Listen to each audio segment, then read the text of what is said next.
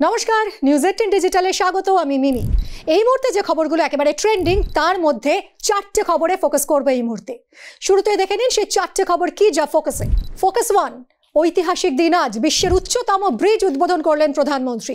Focus 2, এক থেকে দোকা হয়েছেন মহুয়া মৈত্র, আজও চর্চায় হাই প্রোফাইল সেই ওয়েডিং। ফোকাস 3, বেঙ্গালুরুর মর্মান্তিক ঘটনায় এবার কড়া অবস্থান মুখ্যমন্ত্রী সিদ্ধারামাইয়ার, কি নির্দেশ দিলেন দেখব। বাঙালির পাতে এবার দেদার ইলিশ, নজর রাখবো সেদিকেও। আজকের ফোকাস 1, কাশ্মীরের বহু প্রতীক্ষিত চেনাব ব্রিজ উদ্বোধন করলেন প্রধানমন্ত্রী নরেন্দ্র মোদী। পহেলগাঁও হামলার পর এই প্রথমবার জম্মু কাশ্মীরে গেলেন মোদী, আর একই সঙ্গে কাটরা শ্রীনগর বন্দে ভারত এক্সপ্রেস চালু হলো এই রুটে। বিশ্বের উচ্চতম রেল ব্রিজ চেনাব সেতু, সেই সেতুরই উদ্বোধন হলো আজ। জম্মুর রিয়াসি জেলায় বিশ্বের উচ্চতম রেল সেতু চেনাব ভূপৃষ্ঠ থেকে 359 মিটার উচ্চতায় অবস্থিত। উধামপুর শ্রীনগর বারামুল্লা রেল লিঙ্ক প্রজেক্টের অংশ এই ব্রিজ। আর এই ব্রিজ তৈরিতে কত খরচ হয়েছে শুনবেন, 1486 কোটি টাকা। সেতুর উপর দিয়ে ছুটে চলা বন্দে ভারত এক্সপ্রেসেরও উদ্বোধন করেন আজ প্রধানমন্ত্রী মোদী। প্রধানমন্ত্রীর সফর ঘিরে উপত্যকা জুড়ে কড়া নিরাপত্তা বেষ্টনী ছিল। ভারতের রেলপথের ইতিহাসে এক নতুন অধ্যায়ের সূচনা হলো আজ। চেনাব সেতুর উদ্বোধন করলেন প্রধানমন্ত্রী, এবং বিশ্বের এই সর্বোচ্চ রেল ব্রিজটি কাশ্মীরকে ভারতের বাকি অংশের রেলপথের সঙ্গে যুক্ত করবে।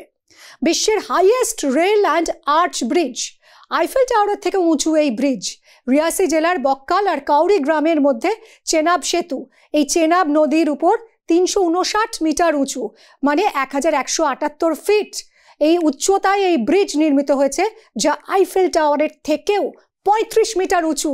ভাবতে পারছেন? এই ব্রিজ 1315 মিটার দীর্ঘ। এই ব্রিজে 17টা স্প্যান রয়েছে, 93টা ডেক সেগমেন্ট নিয়ে গঠিত এই ব্রিজ। প্রতিটি সেগমেন্টের ওজন প্রায় 85 টন। সেতুটি 120 বছর স্থায়ী হবে, এভাবেই তৈরি করা হয়েছে। এবং এটি প্রাকৃতিক দুর্যোগ, যেমন ধরুন ভূমিকম্প বা প্রবল ঝড়, এগুলো প্রতিরোধ তো করবেই, এমনকি বিস্ফোরণের প্রতিরোধেও সক্ষম। এই ব্রিজকে সিভিল ইঞ্জিনিয়ারিংয়ের বিষয় মনে করা হচ্ছে। কাশ্মীরের সঙ্গে ভারতের সংযোগকারী উধামপুর শ্রীনগর বারামুল্লা রেল সংযোগ প্রকল্পের অংশ এই চেনাব ব্রিজ। 272 কিলোমিটার দীর্ঘ এই রেলপথে 36টা সুড়ঙ্গ রয়েছে। মোট দৈর্ঘ্য 119 কিলোমিটার আর 943টা সেতু রয়েছে। প্রকল্পটি প্রায় 44,000 কোটি টাকা ব্যয়ে সম্পন্ন হয়েছে, এবং এটি কাশ্মীর উপত্যকাকে ভারতের বাকি অংশের সঙ্গে রেলপথে তো যুক্ত করবেই। নিঃসন্দেহে এই ব্রিজ ঐতিহাসিক মাইলস্টোন। চেনাব ব্রিজ তৈরি ভারতীয় রেলওয়ের কাছে একটা বড় চ্যালেঞ্জ ছিল। দুর্গম, ভূমিকম্প প্রবণ এলাকা, প্রতিকূল আবহাওয়া, এই সব কিছুর মধ্যে কাজ করতে হয়েছে নির্মাণ শ্রমিকদের। এই ব্রিজ ভারতের একটি আইকনিক নির্মাণ শৈলী বললেও ভুল হবে না। পাহাড় চিরে রাস্তা বের করা সহজ কথা নয়। ইতিহাসের পাতায় লেখা থাকবে আজকের এই দিনটা। দীর্ঘ 3 দশকের অপেক্ষার অবসান হলো আজ। আর এবার সেই হাই প্রোফাইল বিয়ে। দিলীপ ঘোষের পর এই মুহূর্তে ট্রেন্ডিং মহুয়া মৈত্র। এক থেকে দোকা হয়েছেন তিনি, বারবার উঠে আসেন খবরে। সে সংসদের ডিবেটই হোক বা ব্যক্তিগত জীবন, বঙ্গ রাজনীতির কালারফুল চরিত্র বলা যায় কৃষ্ণনগরের সাংসদ মহুয়া মৈত্রকে। বার্লিনের প্রাসাদে তাঁর বিয়ে এখন দেশ জুড়ে মিডিয়ার চর্চায়। এই মুহূর্তে চর্চায় মহুয়া মৈত্রের জীবনের নতুন ইনিংস। তিনি এখন ইউরোপে মধুচন্দ্রিমা যাপনে ব্যস্ত। 30শে মে বিবাহ বন্ধনে আবদ্ধ হয়েছেন মহুয়া মৈত্র আর বিজু জনতা দলের নেতা পিনাকি মিশ্র। পুরীর 4 বারের সাংসদ তিনি। গতবার নির্বাচন থেকে যদিও সরে দাঁড়ান, পুরীতে জয়ী হন বিজেপির সম্বিত পাত্র। জার্মানিতে বিবাহ সম্পন্ন হয়েছে মহুয়া আর পিনাকির। তবে হাই প্রোফাইল এই বিয়ের কথা এতদিন ঘুণাক্ষরেও টের পাওয়া যায়নি। এমনকি দলের অনেকেই জানতেন না বলে খবর। মহুয়ার বিয়ের খবর সামনে আসতেই সোশ্যাল মিডিয়ায় শোরগোল পড়ে গিয়েছে। এক্স স্যান্ডেলে স্বামীর সঙ্গে কেক কাটার ছবি পোস্ট করেছেন মহুয়া, এবং সেখানে লিখেছেন, thank you everyone for the love and good wishes, so grateful. আপাতত পিনাকি মহুয়া ইউরোপে মধুচন্দ্রিমা যাপনে ব্যস্ত। জুন মাসের শেষে পিনাকি এবং মহুয়ার দেশে ফেরার কথা। শুভেচ্ছা রইল আমাদেরও। এরই পাশাপাশি মর্মান্তিক সেই খবর, চিন্নাস্বামী স্টেডিয়ামের সামনে পদপিষ্ট হওয়ার ঘটনার পর 2 দিন কেটে গিয়েছে। চূড়ান্ত অব্যবস্থা, পরিকল্পনার অভাব, যার জেরে অকালে চলে গিয়েছে তরতাজা 11টা প্রাণ।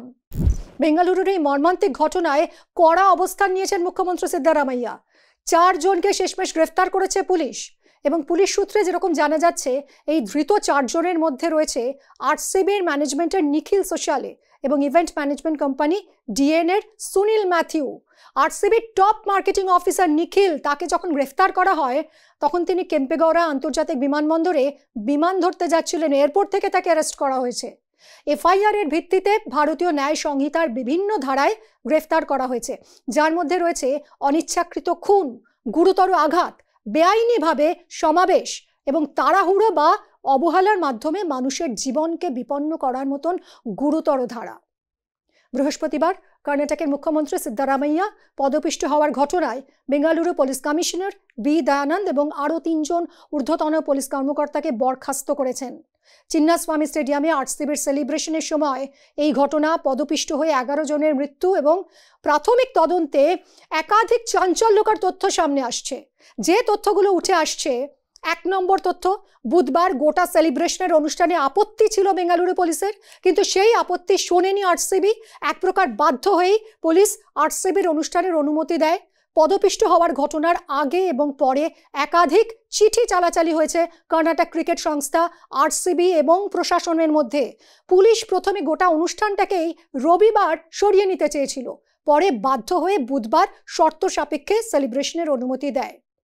দ্বিতীয় কি তথ্য উঠে আসছে, পুলিশের অনুমতি না পাওয়া সত্ত্বেও ফ্র্যাঞ্চাইজির সোশ্যাল মিডিয়া পোস্টে কেন বিজয় মিছিলের কথা ঘোষণা করা হলো? বিজয় মিছিলের খবর প্রকাশ্যে আসতেই বুধবার সকাল থেকে চিন্নাস্বামী স্টেডিয়াম চত্বরে ভিড় জমতে শুরু করে। আরসিবি ফ্যানেরা ভিড় জমাতে থাকেন। পরে পরিস্থিতি যখন বেগতিক হতে পারে বলে মনে করা হলো, সেই সময় সিদ্ধান্ত পরিবর্তন করা হয়। মানুষের আবেগ বুঝতে এতটা দেরি হলো কেন আরসিবি কর্তৃপক্ষ আর প্রশাসনের? 3 নম্বর যে তথ্য উঠে আসছে, পদপিষ্ট হওয়ার ঘটনা ঘটেছে আনুমানিক 3:50 নাগাদ দুপুর। সেই সময় স্টেডিয়ামে পৌঁছয়নি আরসিবি টিমের বাস। এমনকি অভিযোগ, অ্যাম্বুলেন্সকে দাঁড় করিয়ে টিম বাসকে মাঠে ঢোকানো হয়েছিল। প্রায় 40 মিনিট ধরে অনুষ্ঠান হয়েছে, অর্থাৎ দুর্ঘটনার খবর পাওয়ার পর অনুষ্ঠান দ্রুত বন্ধ করে দেওয়া হয়েছে। সেই যুক্তিটা আদৌ কি ধোপে টেকে? এই ইস্যুতে এবার মুখ খুলেছেন ভারতীয় দলের কোচ গৌতম গম্ভীর। বিরাট কোহলি, রজত পাতিদারদের দলকে কার্যত এক হাত নিয়েছেন গৌতী। ঘটনায় দুঃখ প্রকাশ করার পাশাপাশি কর্তৃপক্ষের ভূমিকা নিয়েও প্রশ্ন তুলেছেন গৌতম গম্ভীর। একই সঙ্গে তিনি যে সবসময় বিজয় মিছিলের পক্ষে নয় সেই কথাও জানিয়েছেন। ইংল্যান্ড সফরে যাওয়ার আগে বৃহস্পতিবার মুম্বাইয়ে সাংবাদিক বৈঠক করেন ভারতীয় দলের অধিনায়ক শুভমান গিল আর কোচ গৌতম গম্ভীর। সেখানে চিন্নাস্বামীর ঘটনা নিয়ে গম্ভীর নিহতদের প্রতি গভীর সমবেদনা জানিয়েছেন। তিনি বলেছেন, এই ধরনের রোড শো করার কি প্রয়োজন? দলটি জয়লাভ করেছে, সেটি উদযাপন করার জন্য যথেষ্ট। যদি সঠিক নিরাপত্তা ব্যবস্থা না থাকে তবে এমন অনুষ্ঠান একেবারেই আয়োজন করা উচিত নয়। স্টেডিয়ামের ভিতরে যখন ট্রফি জয়ের সেলিব্রেশন চলছে, বাইরে তখন মৃত্যু মিছিল। ক্রিকেট পাগল কিছু মানুষ, তাদের উৎসব পরিণত হলো মর্মান্তিক ট্র্যাজেডিতে। আমরা চাই প্রশাসন আরও সজাগ হোক, এমন মর্মান্তিক দৃশ্য আর যাতে দেখতে না হয় দেশবাসীকে। আর এবার শেষ পাতে একটু ইলিশ। বর্ষা দুয়ারে, ইলিশও দুয়ারে। 15ই জুন থেকে সমুদ্রে যাবে ট্রলার, জালে উঠবে ইলিশ, পাতে পড়বে ইলিশ। কথায় আছে মাছে ভাতে বাঙালি, আর এই ভোজন রসিক বাঙালির রসনা তৃপ্তিতে ইলিশের জুড়ি মেলা ভার। বর্ষা এলেই তাই ইলিশের বিভিন্ন পদের দেখা মেলে বাঙালির পাতে। আর সেই জন্য মৎস্যজীবীরাও বর্ষায় ইলিশ ধরার দিকেই অনেকটা বেশি নজর দেন, যাতে লাভ আর একটু বেশি হয়। আবার এসে গেছে সেই সময় যখন ইলিশ ধরতে সমুদ্রে পাড়ি দিতে হবে। সমুদ্র মোহনায় তাই এখন উৎসবের মেজাজ। ট্রলারে ট্রলারে নতুন রং, সমুদ্রে যাওয়ার প্রস্তুতি চলছে জোর কদমে। ইলিশের প্রজননের জন্য 14ই এপ্রিল থেকে সমুদ্রে যাওয়ায় নিষেধাজ্ঞা জারি করে মৎস্য দফতর। 2 মাস পর 15ই জুন থেকে আবার যাওয়া যাবে সমুদ্রে। এবার অন্যান্য বারের থেকে অনেকটা বেশি ইলিশ ধরা পড়বে বলেই মনে করছেন মৎস্যজীবীরা। দক্ষিণ 24 পরগনার বাসন্তী, কাকদ্বীপ, ফ্রেজারগঞ্জে এখন তাই সমুদ্রে যাওয়ার তোড়জোড় চলছে। জালে উঠবে ইলিশ আর পাতে পড়বে ইলিশ মাছ। তাই এখন জাল সারাইয়ে চূড়ান্ত ব্যস্ততা। জাল সারাই করা হচ্ছে, কেউ আবার ট্রলারে নতুন করে রং করছেন। একবার সমুদ্রে যাওয়া মানে তো প্রায় সপ্তাহ 2 কাটাতে হবে সেখানে, তখন তো এই ট্রলারেই সংসার পাততে হবে। তাই যাবতীয় আয়োজন সারা হচ্ছে। মৎস্যজীবীদের নিরাপত্তার জন্য আবার লাইফ জ্যাকেট, বোয়া সহ অন্যান্য সামগ্রী ঠিকঠাক আছে কিনা তা খতিয়ে দেখছেন মৎস্য দফতরের আধিকারিকরা। আর মাত্রই কদিন বাকি, তারপরই জালে রূপলি শস্য, পাতে ইলিশ, আশায় বুক বাঁধছে বাঙালি। এইরকমই আরও অনেক খবরের জন্য চোখ রাখুন নিউজ 18 বাংলা ডিজিটালে। আর আপনার মতামত জানান।